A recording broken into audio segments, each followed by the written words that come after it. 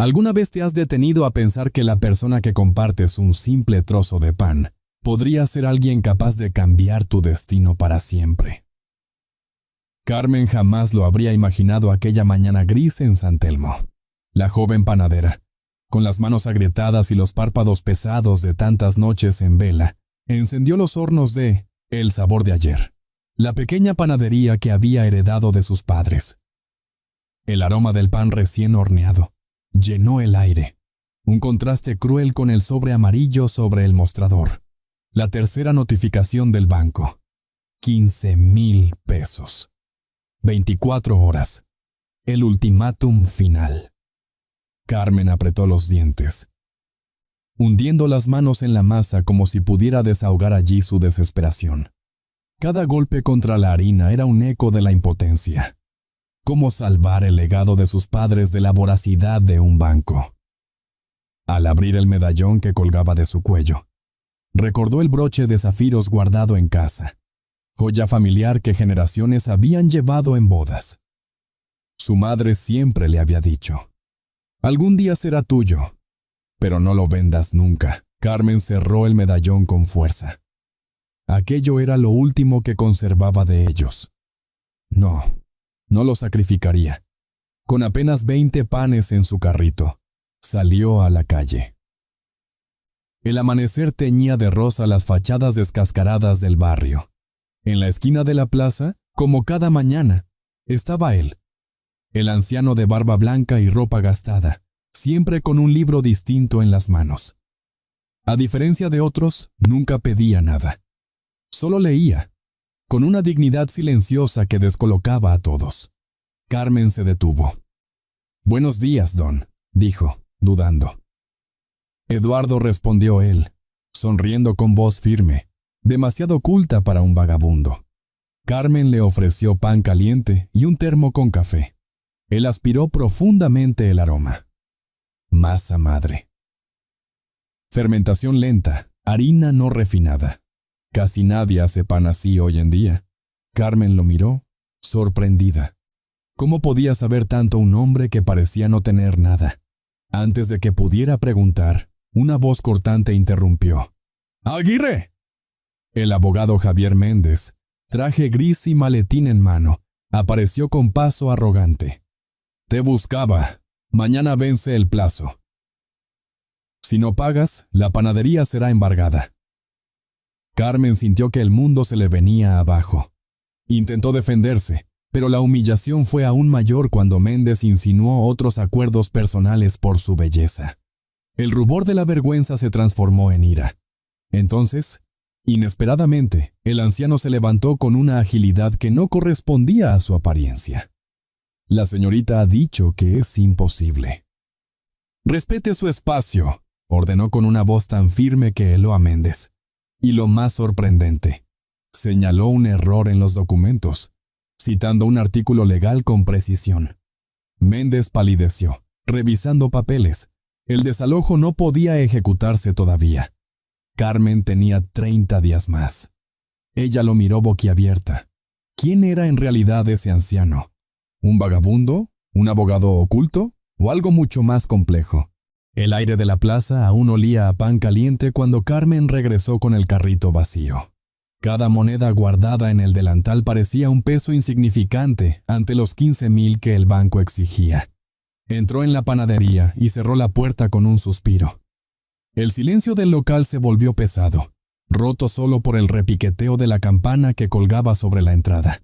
Se llevó la mano al cuello, acariciando el medallón que guardaba lo más valioso que tenía. La miniatura de un broche de oro con zafiros azules. No era solo una joya, era un símbolo, un vínculo invisible con las mujeres de su familia. Su abuela lo había lucido el día de su boda, su madre también. Carmen soñaba con que algún día brillara en su propio vestido de novia. «Ni se te ocurra venderlo», había jurado en voz baja más de una vez. Era lo único que quedaba de ellas. Esa tarde, mientras servía a los pocos clientes que quedaban, sintió un vacío extraño, como si lo que había ocurrido con el anciano en la plaza hubiera abierto una grieta en su rutina. ¿Quién era realmente ese hombre que parecía conocer de leyes y de pan? Al terminar la jornada, Carmen caminó de nuevo hasta la plaza. Eduardo seguía allí, esta vez con Guerra y Paz en sus manos. Al verla, bajó el libro y le sonrió con una calma desconcertante. ¿Hoy no vendiste todo?, preguntó él, señalando la bolsa medio llena que llevaba. Los tiempos no están para lujos. La gente compra lo justo, respondió Carmen, con un dejo de resignación. Se sentó junto a él, algo que nunca había hecho antes, y casi sin proponérselo, empezó a hablar. Habló de la panadería levantada con el esfuerzo de sus padres, de cómo la muerte trágica de ambos en un accidente la había dejado sola frente a deudas imposibles, del broche que se negaba a vender, porque para ella era como vender la memoria misma de su familia. Eduardo escuchó sin interrumpirla, sin ofrecer soluciones rápidas. Solo la escuchaba, con esa atención profunda que Carmen no había sentido en mucho tiempo. Cuando terminó, él dijo con suavidad: «Algunas cosas no se miden en pesos, Carmen. A veces lo más valioso no tiene precio en el mercado». Ella se sobresaltó. Jamás le había dicho su nombre completo, y sin embargo él lo conocía. Un escalofrío recorrió su espalda. Antes de que pudiera preguntar nada, la campana de la panadería sonó. Un hombre elegante, de mediana edad, la esperaba con una tarjeta de presentación en la mano. Ricardo Vega, asesor financiero, se presentó. «Vengo en nombre de un cliente que prefiere mantener el anonimato. He oído de su situación, y creo que podría ayudarla». Carmen lo miró con desconfianza. ¿Quién hablaría de ella a un asesor financiero? ¿Y por qué tanto misterio? El sonido de la lluvia golpeando los cristales acompañaba el silencio incómodo en la panadería. Carmen, aún con las manos manchadas de harina, sostuvo la tarjeta que Ricardo Vega le había entregado. El hombre, impecable en su traje oscuro, se movía con la calma calculada de alguien acostumbrado a negociar fortunas, no deudas de barrio. «Mi cliente aprecia su trabajo», explicó con voz suave. «Sabe lo que representa esta panadería para la comunidad. Está dispuesto a ofrecerle un préstamo con interés mínimo, lo suficiente para cubrir la deuda con el banco y renovar el local». Carmen arqueó la ceja desconfiada. Aquello era demasiado bueno para ser cierto. «¿Y a cambio de qué?», preguntó, cruzando los brazos. Vega sonrió con un gesto medido. «A cambio de que mantenga la esencia del negocio. Que la panadería siga siendo lo que siempre fue, un lugar donde la gente se sienta en casa». La propuesta flotó en el aire como un espejismo. Podría saldar la hipoteca, salvar el legado de sus padres, comenzar de nuevo, pero la sombra de la duda la acompañaba. ¿Quién, con tantos recursos, se interesaría en la suerte de una panadería pequeña y endeudada? Esa noche, en su pequeño apartamento sobre el local, Carmen repasó los papeles una y otra vez. El contrato no tenía trampas evidentes. Los intereses eran casi simbólicos. Y, sin embargo, algo dentro de ella no lograba confiar del todo. Miró el medallón entre sus manos y murmuró: «Papá, mamá, ¿qué harían ustedes?». Finalmente, al día siguiente, firmó. La necesidad fue más fuerte que la desconfianza. Vega le estrechó la mano con profesionalismo y prometió transferir el dinero de inmediato. «De ahora en adelante, señorita Aguirre, sus noches serán más tranquilas». Pero no fue así. Porque mientras la panadería encontraba un respiro financiero, Eduardo, el anciano de la plaza, comenzó a toser con frecuencia. Su voz ya no tenía la firmeza de antes, y sus manos temblaban cuando sostenía el café que Carmen le llevaba cada mañana. Un amanecer lluvioso, Carmen empujó su carrito hasta la plaza y encontró el banco vacío. El corazón se le aceleró. Dejó el pan a un lado y comenzó a buscarlo en las calles cercanas. «¡Don Eduardo!», gritó con la voz quebrada por la ansiedad. Finalmente lo halló en un callejón, encogido contra una pared húmeda, el rostro ardiendo de fiebre. «Déjeme. Ya viví suficiente», susurró él con un hilo de voz. Pero Carmen, con lágrimas en los ojos, ya marcaba el número de emergencias en su viejo celular. El hospital público estaba abarrotado esa mañana. Gritos, pasos apresurados, camillas que iban y venían. Carmen, empapada por la lluvia, sostenía el brazo de Eduardo mientras lo conducían hacia la sala de urgencias. El anciano temblaba, su respiración era débil, y sus labios apenas podían articular palabras. «Tranquilo, don Eduardo. No lo voy a dejar solo», murmuraba ella, más para darse valor a sí misma que para calmarlo. Una enfermera de rostro cansado la detuvo bruscamente. «¿Es usted familia?» «Solo los familiares directos pueden quedarse». Carmen dudó apenas un segundo. Miró al hombre que, de algún modo inexplicable, se había vuelto parte de su vida en tan poco tiempo. «Sí, soy su hija». La enfermera asintió sin sospechar y lo ingresaron de inmediato. Horas más tarde, un médico joven salió con semblante grave, neumonía avanzada y una cardiopatía que no había sido tratada. «El paciente está muy débil. Necesitaremos cuidados intensivos y, para ser sincero, un tratamiento experimental que podría estabilizar su corazón. Pero cuesta 50,000 pesos». Carmen sintió que el mundo se desmoronaba por segunda vez en una semana. ¿No hay otra opción? Podemos mantenerlo con antibióticos y oxígeno, pero sus probabilidades son bajas. El doctor se alejó y Carmen quedó sola en el pasillo. Observó a través del cristal a Eduardo, conectado a máquinas, respirando con dificultad. Una punzada de rabia e impotencia le atravesó el pecho.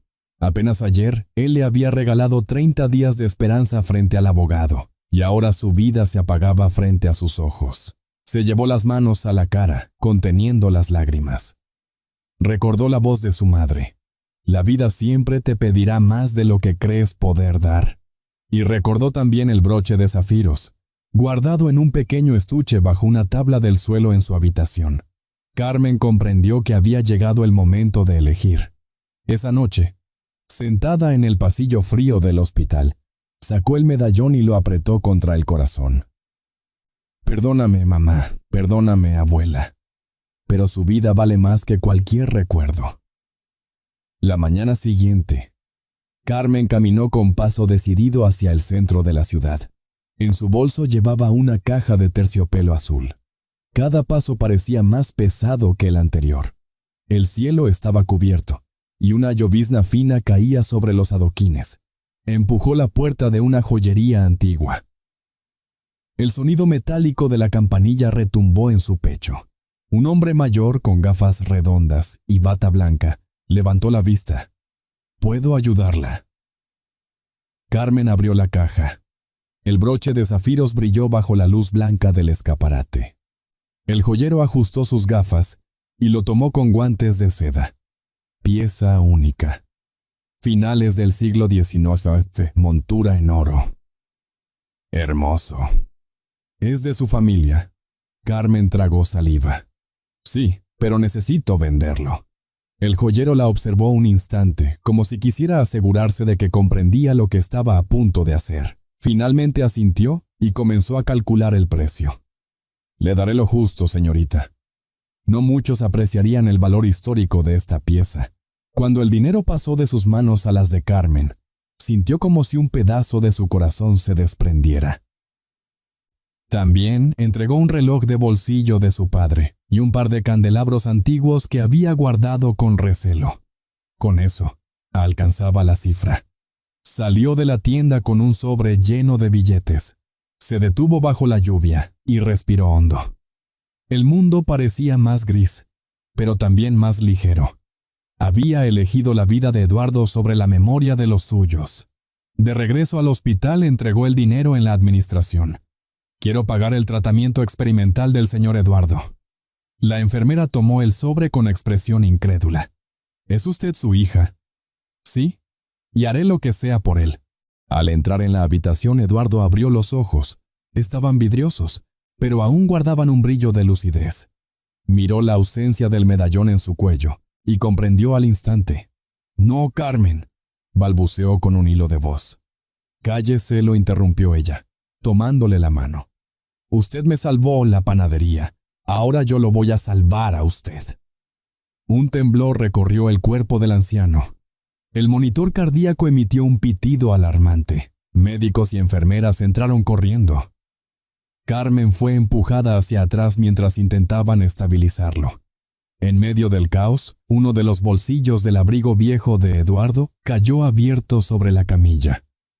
De él sobresalía una credencial de cuero desgastado. Carmen la recogió instintivamente.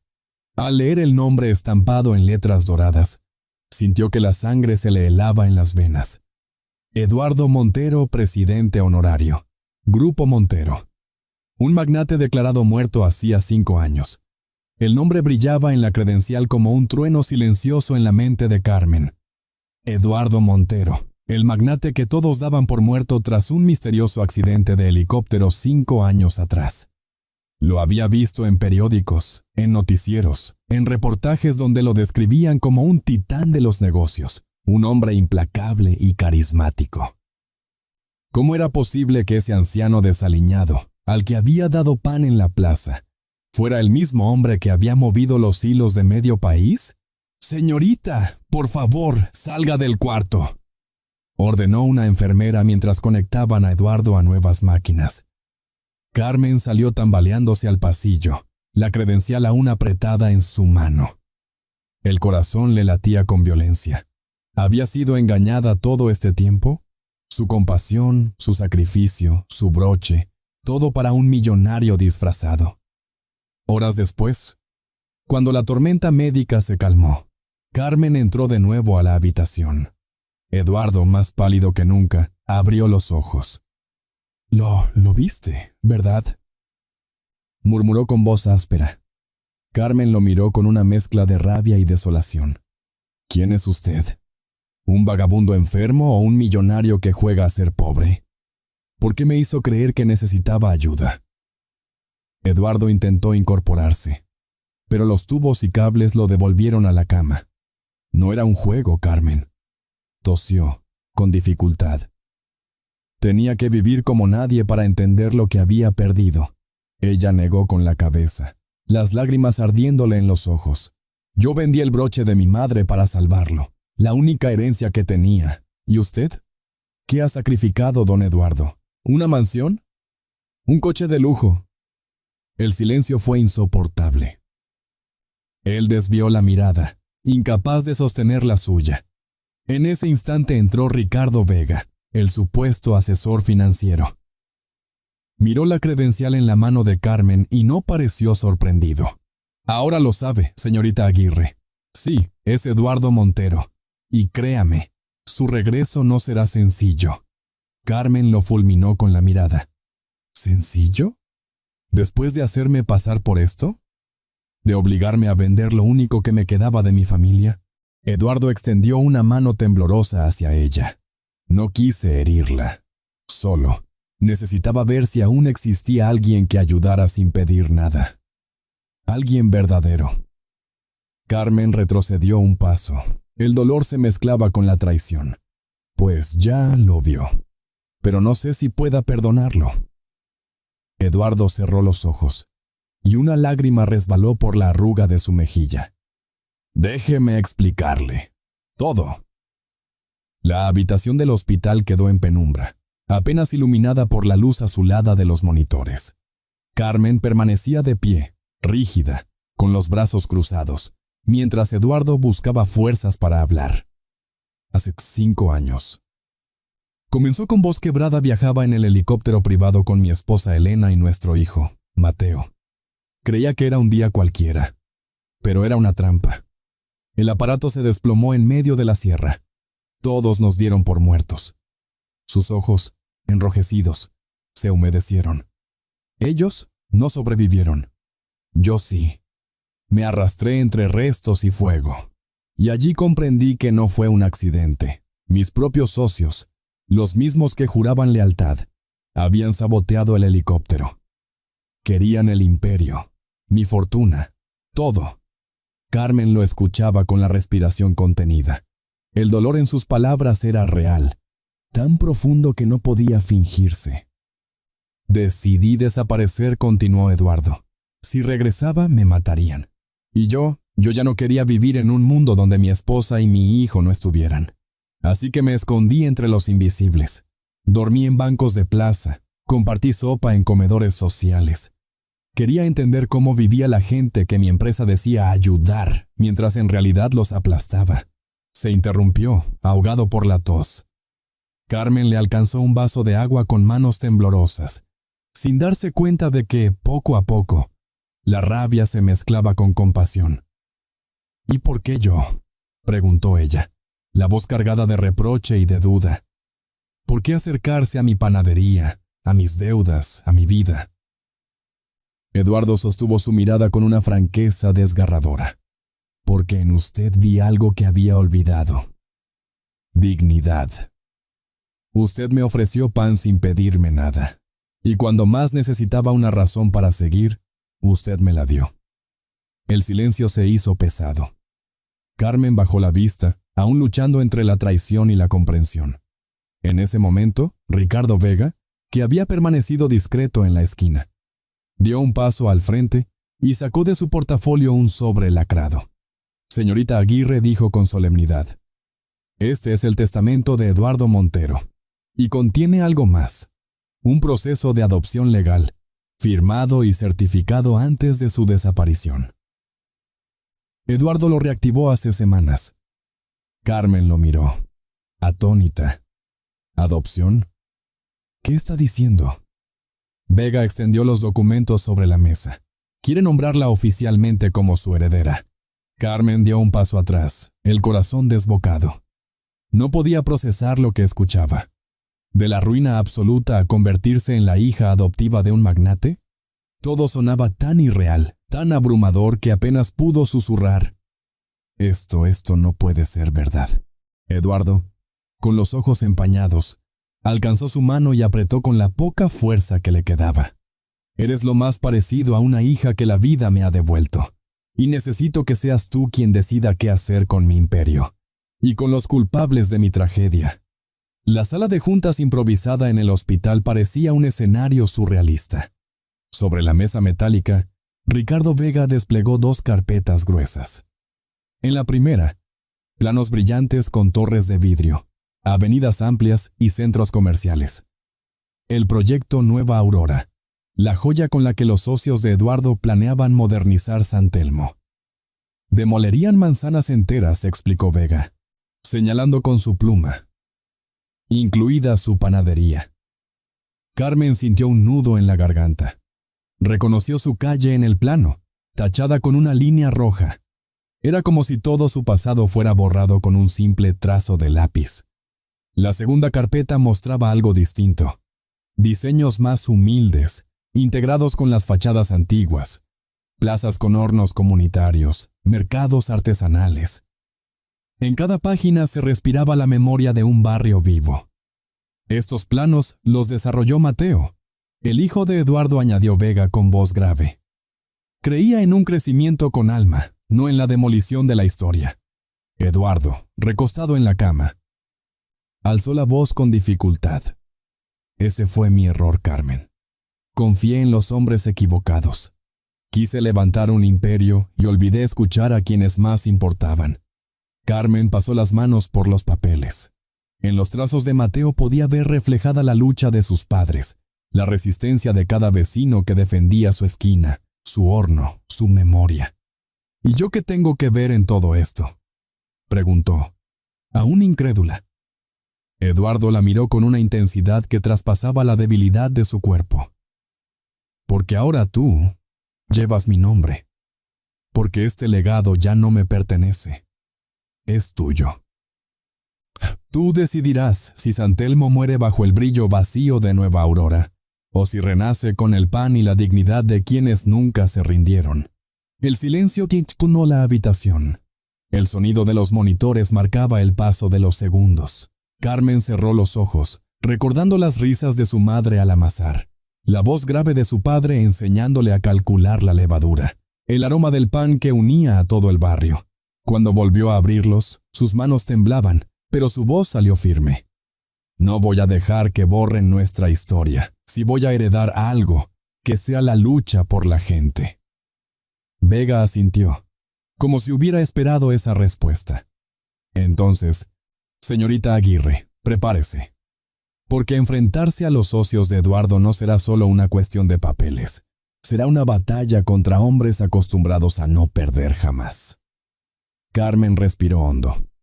No era la hija biológica de Eduardo, ni una empresaria experta, ni mucho menos una luchadora de poder. Pero en ese momento, comprendió que llevaba en sus manos algo más que un testamento. El destino de un barrio entero. El salón principal del Grupo Montero estaba lleno de humo de puros y de voces graves. Alrededor de la mesa ovalada, los socios de Eduardo, hombres de trajes impecables y miradas calculadoras, esperaban con impaciencia. Entre ellos, el abogado Javier Méndez, el mismo que había intentado humillar a Carmen semanas atrás, hojeaba un expediente con gesto de superioridad. La puerta se abrió. Carmen entró acompañada de Ricardo Vega. Su ropa sencilla contrastaba con el mármol y el cristal del lugar, pero sus pasos resonaron firmes. Los murmullos no se hicieron esperar. ¿Quién es esta muchacha? ¿Qué hace aquí? ¿Otra deuda que reclamar? Ricardo colocó un dossier sobre la mesa y habló con voz cortante. Señores, permítanme presentarles a Carmen Aguirre Montero, heredera legal y apoderada del señor Eduardo Montero. El silencio fue absoluto. Méndez se levantó de golpe. Esto es absurdo. Eduardo Montero está muerto. No existe tal heredera. En ese momento, un proyector iluminó la pared. Apareció la imagen de Eduardo. En directo desde el hospital, conectado a máquinas pero con la mirada encendida. Estoy vivo, Méndez dijo con voz débil pero clara. Y sé lo que hicieron. Un murmullo de alarma recorrió la sala. Carmen aprovechó el impacto para desplegar los documentos. Aquí está el testamento, la adopción legal y... Sacó otra carpeta, el dossier completo de la conspiración. Contratos falsificados, transferencias ocultas y pruebas del sabotaje del helicóptero. Los rostros de los socios se tensaron. Méndez intentó recuperar el control. No tiene pruebas válidas en un tribunal. Carmen clavó en él una mirada que ya no era de la panadera temerosa, sino de alguien que había aprendido a resistir. Las tengo. Y también tengo la prensa esperando en el vestíbulo. Ustedes decidirán si prefieren renunciar en silencio o ser exhibidos como asesinos y ladrones. Vega entregó un documento de acuerdo. Condiciones: devolución inmediata de las acciones tomadas ilegalmente, cancelación definitiva del proyecto Nueva Aurora y renuncia de cada uno a sus cargos. El silencio pesaba como plomo. Uno a uno, los socios bajaron la mirada. Firmar era perder poder, pero enfrentarse a la verdad era arriesgar la cárcel. Finalmente, Méndez arrojó la pluma contra la mesa y gruñó. Esto no termina aquí. Carmen recogió el documento con las firmas temblorosas de los traidores y por primera vez sonrió con serenidad. No, Méndez. Aquí es donde realmente empiezas. El hospital estaba en silencio cuando Eduardo fue trasladado al quirófano. La camilla avanzaba por el pasillo entre luces frías y ecos metálicos. Carmen caminaba junto a él, sosteniendo su mano como si al soltarla pudiera perderlo para siempre. No tienes que hacerlo, susurró Eduardo con voz débil, mientras las ruedas chirriaban contra el piso. Sí, debo hacerlo. Usted me dio 30 días de esperanza. Ahora yo le doy la oportunidad de vivirlos, respondió Carmen, apretando más fuerte su mano. La puerta del quirófano se cerró y ella quedó fuera, con el corazón latiendo a un ritmo frenético. Se sentó en una banca de metal, con la ropa aún impregnada de harina, y allí esperó horas enteras. Cada sonido del hospital la hacía levantarse de golpe. Mientras tanto, en la ciudad, la noticia corría como pólvora. Eduardo Montero estaba vivo. Los canales de televisión mostraban imágenes antiguas del magnate. Los titulares se repetían sin descanso. Y entre todo ese ruido, surgía una pregunta. ¿Qué haría ahora con el poder recuperado? Cuando finalmente el cirujano salió, su semblante era grave pero esperanzador. La operación fue extremadamente compleja. Su corazón estaba muy deteriorado, pero respondió al tratamiento. Ahora depende de los próximos días. Serán críticos. Carmen respiró hondo, como si por fin pudiera llenar los pulmones después de tanto tiempo. Entró a la sala de recuperación y lo vio conectado a más cables que nunca, pero con el rostro sereno.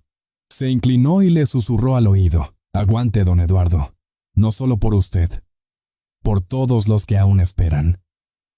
En esas largas noches de espera, entre el horno y la sala de cuidados intensivos, algo comenzó a gestarse en su interior. Una idea, pequeña al principio, pero tan fuerte como la levadura que hace crecer el pan. Recordó a los niños del barrio que muchas veces entraban a la panadería sin dinero, solo para aspirar el aroma del pan caliente. Recordó a los ancianos que pedían fiado, a las madres que partían un bollo en 3 para compartirlo entre sus hijos. Entonces lo comprendió. La herencia no era solo dinero ni edificios, era un propósito. Así nació en su mente el proyecto que cambiaría todo. Pan de Esperanza. Una red de panaderías dedicadas a ofrecer cada día un desayuno digno y gratuito a quienes más lo necesitaban. No caridad, no limosna. Dignidad compartida. Mientras Eduardo dormía bajo la vigilancia de los monitores, Carmen se inclinó hacia él y, con voz firme, le prometió: «Si usted sobrevive, vamos a hacerlo juntos». El tiempo en el hospital transcurrió lento, marcado por el pitido rítmico de los monitores. Eduardo, convaleciente, pasó semanas entre la vida y la muerte. Pero contra todo pronóstico comenzó a mejorar. Sus manos recuperaron fuerza. Su mirada volvió a encenderse, y cada día pedía a Carmen un pedazo de pan recién horneado. «Nunca pensé que amasar pudiera ser tan terapéutico», dijo un día, mientras sus dedos torpes intentaban dar forma a una pieza de pan. «El pan enseña paciencia», respondió Carmen, sonriendo. «Si te apuras, se arruina. Si lo cuidas, florece». En el pequeño piso de Carmen, improvisaron un espacio de trabajo. Allí, junto con Ricardo Vega y la arquitecta Isabel, una mujer joven que había trabajado con Mateo en los planos originales, comenzaron a dar forma al proyecto Pan de Esperanza.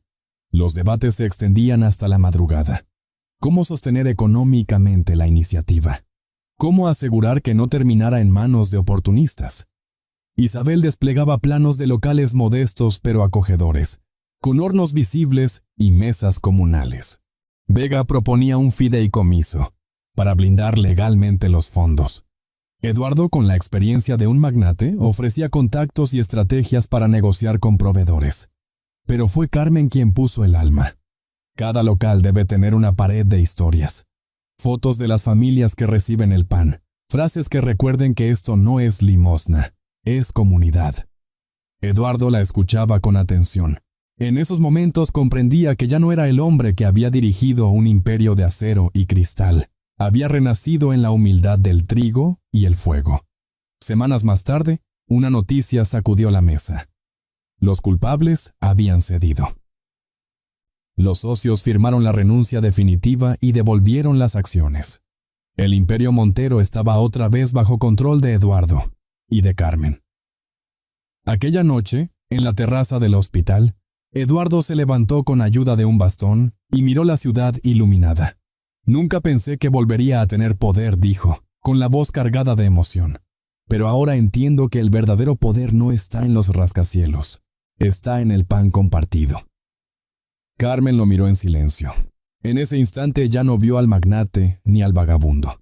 Vio al hombre que había elegido volver a vivir para construir algo nuevo, y que de algún modo también la había elegido a ella. El sol de la mañana iluminaba las fachadas desgastadas de San Telmo, cuando las campanas de la iglesia repicaron con fuerza. En la esquina principal, donde antes se alzaba una casona abandonada, brillaba un nuevo letrero. Pan de Esperanza.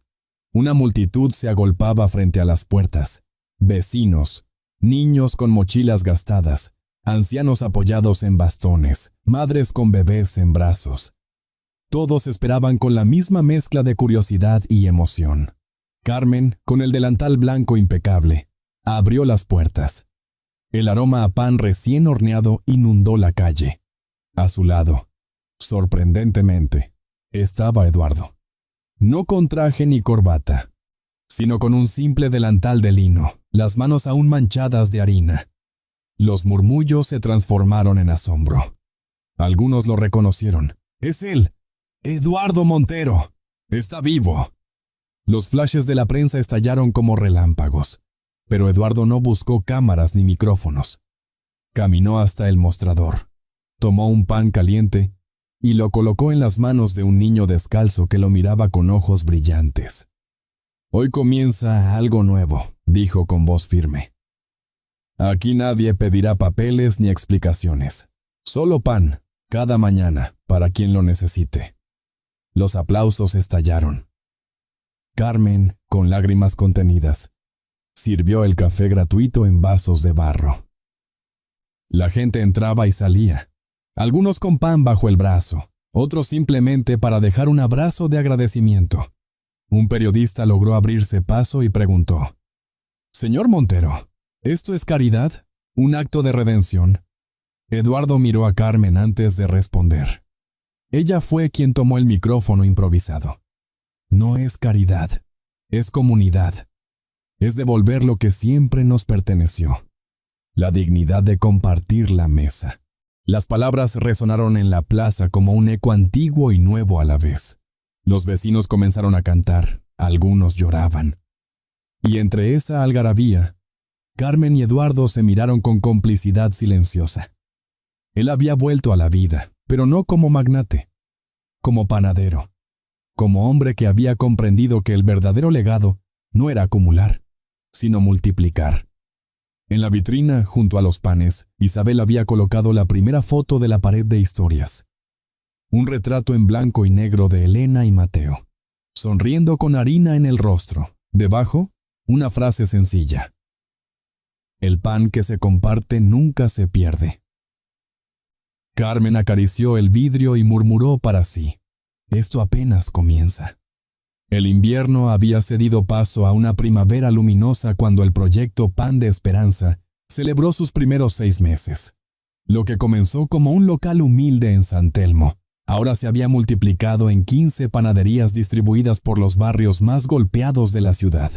Cada amanecer, más de 3,000 desayunos eran entregados gratuitamente. Café caliente, pan fresco, fruta de temporada. Las filas de niños, obreros y ancianos se habían convertido en un ritual cotidiano, un símbolo de que la esperanza podía hornearse a fuego lento y servirse en bandejas de madera. Los medios internacionales empezaron a hablar de el milagro de San Telmo. Ministros y alcaldes pedían audiencias para replicar el modelo en otras ciudades. Y, sin embargo, Carmen insistía en que no era obra de políticos ni de empresarios, sino de la comunidad entera. «El pan lo amasan nuestras manos, pero lo sostiene la gente que cree en él», repetía en cada entrevista. En paralelo, un suceso desconcertó a los médicos. Durante una revisión de rutina, el cardiólogo de Eduardo mostró una placa y negó con la cabeza, incrédulo. «Su corazón está regenerándose. No debería ser posible después de una cirugía tan invasiva. Lo llamamos recuperación espontánea. Pero sinceramente, parece un milagro». Eduardo escuchaba en silencio, con una sonrisa serena. Miraba a Carmen y comprendía que quizás la vida le estaba concediendo un tiempo extra, no para acumular poder, sino para redimirlo. Sin embargo, en lo íntimo, le rondaba una inquietud. ¿No estaba limitando a Carmen al atarla a su apellido, a su herencia? Una noche, en la oficina improvisada sobre la panadería original, se lo confesó: «Tal vez merezca ser libre, Carmen. No quiero que cargues con el peso de mi nombre ni de mis errores».